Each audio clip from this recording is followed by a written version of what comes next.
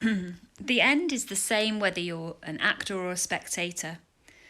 What has our speaker learned from this? Well, sod all. That's a pretty violent expletive, isn't it? Two simple, rather colloquial, almost swear words to sum up what has he learned. Sod all. The speaker has been cheated, hasn't he? He's suffered the blows, but he's had none of the fun of the play. Perhaps he should have joined in with those other lads at the beginning rather than sitting back and waiting to see what happened. The ending is spat out in this torrent of alliteration. Listen to this. Tracing the trite, untransferable truss advertisement truth. So there we go. That hard T sound, kind of mimicking the bitterness of the speaker there too. It's almost comically alliterative, spitting out bitterness, disillusionment and disgust.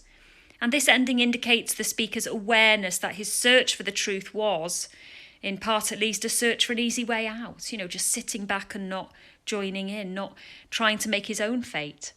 His gullibility to time's deception was partly cowardice, a willingness to believe in that which requires no action and promises to relieve pain.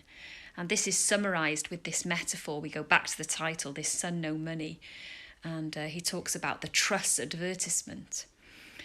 At this point, I might want to just add a little explanation to what a truss is. Yes, as I've said, it's a kind of almost like a girdle or a corset that men might use. The medical use for it is to keep a hernia in. So when the muscles rupture or split in the muscle wall, this can cause a kind of bulge or protuberance to come through the muscles, and that's called a hernia. It can be quite dangerous. And you can push a hernia back in. You can kind of just actually physically push the bulge back into the between the muscles. And so this truss, the idea of these trusses was that it would hold, hold your hernia back in, as it were, and that would relieve the pain. But the truth is that they didn't really work, or they were just a kind of easy fix solution. They certainly weren't a long-term cure. And the truth, therefore, is like one of these false promises for this truss. It appears to offer a solution to a problem, the problem of the hernia in that case, but it's just a scam. Just like truth is a scam. You can't order a perfect truss, and you can't order a perfect life. Thus, the insight into the nature of life becomes to the speaker, when it's just too late for him. He's middle-aged. Half of life is done, he says. Half of life is over. And these last four lines bring out the speaker's self-contempt. He's angry at himself, isn't he, for having wasted the prime of his life. In this way I spent youth, he said. You can feel the bitterness and the wastefulness in his tone. He talks about tracing. So there's some interesting words here. Tracing really is to copy, isn't it? To mimic. When you put tracing paper over to copy a picture, you're not really drawing the picture, you're just imitating it or copying it. And then he talks about truth being, in this case, rather shallow. He calls it untransferable. In other words, you can't transfer truth.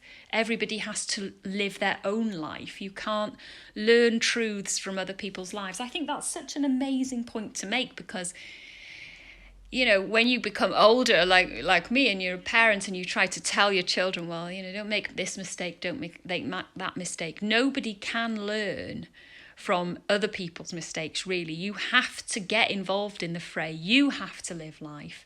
I can't transfer my experiences to my children. They have to experience it themselves, don't they? So yes, truth is untransferable because it's different for everybody. Each individual has to discover it. And that's just how life is, isn't it? And so why truss advertisement? It's an interesting metaphor for time, or an interesting comparison, if you like. Well, it takes us back to the title, the advert with a free trial before purchase, the send no money. Send no money, try this, it'll cure your hernia.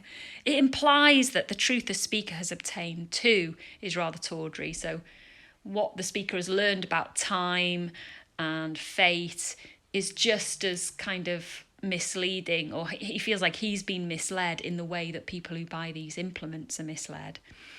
Secondly, trusses are worn to counter disabilities caused by a hernia and promises to provide a kind of comfort and support for the person, for the wearer, but it can't really give that because it isn't a long-term solution. You really need to have an operation to cure a hernia. Hence, it suggests both the artificial support and the false assurances of life. Notice too the real difference in tone as we go through the poem. Where's that youthful innocence now? Oh yes, please, sir. Suddenly becomes, a middle-aged man staring at his reflection in the mirror. Notice that the innocence has gone. The words here are harder, firmer. The hard alliterative sounds, the spitting out of the T sounds at the end as well. This really tells us all about a middle-aged man who is disillusioned and fed up with life. So, this is an interesting poem. It follows essential beauty in the collection.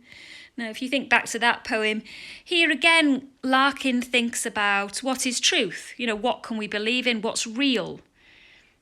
What's imagined? What's necessary? Send No Money is a very rueful, it's quite cynical poem, isn't it? And very resigned as well. It's as if he's resigned to the misery of life at the end of it. The theme is very serious, isn't it? It deals with time, it deals with truth. It sort of deals with the hollowness of time and the promise that in time some truths will be revealed to you. And I think we all live our lives a bit like that. You think, well, when I'm older, I'll understand, or when I'm older, I'll be settled. When I'm older, I'll know what to do. And actually you don't. Time, the promises made by time often don't deliver. And we're often just as baffled in our 40s as we might be in our teenage years. Truth of life is not revealed as you get older. And the poem ends with the speaker meditating on the futility, actually, of spending one's life searching for truth because you can't find it.